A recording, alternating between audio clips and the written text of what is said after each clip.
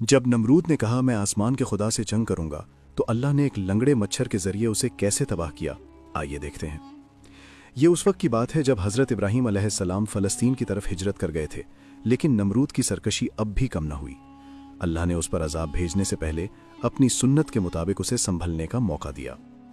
रिवायत में आता है कि अल्लाह ने एक फ़रिश्ता इंसानी शक्ल में नमरूद के पास भेजा। फ़रिश्ते ने कहा, ईमान ले आओ, अल्लाह तेरी बादशाहत कायम रखेगा। नमरूद ने तकब्बुर से कहा, मेरे सिवा कोई और रब है ही नहीं। फ़रिश्ते ने दूसरी बार और फिर तीसरी बार दावत दी, लेकिन नमरूद ने इनकार कर दिया और कहा, मैं आसमान के खुदा से जंग करूंगा, अपनी फ़ौजें जमा करो, मैं भी अपनी फ़ौज लाता हूं। नमरूद अपनी पूरी लश्कर के साथ मैदान में जमा हो गया ताकि नऊज़ुबिल्लाह अल्लाह से लड़ सके। अल्लाह ने उसके मुकाबले के लिए कोई बड़े फरिश्ते या तूफान नहीं भेजा, बल्कि आसमान से मच्छरों का एक दरवाज़ा खोल दिया।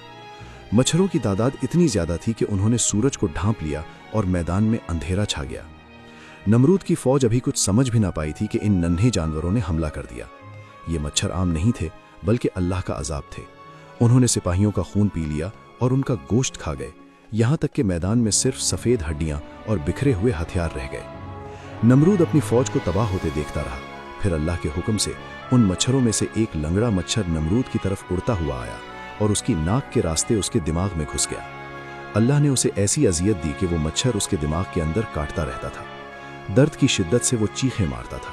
इस बादशाह का हाल ये हो गया था कि उसे सुकून सिर्फ तब मिलता जब कोई भारी चीज़ जैसे जूता या चप्पल ज़ोर से उसके सर पर मारता। वो अपने नौकरों के आगे गिड़गिड़ाता कि मेरे सर पर जूते मारो। जो शख्स खुद को खुदा कहता था, आखिरकार जिल्लत और दर्द की इंतहा में तड़प तड़प कर मर गया।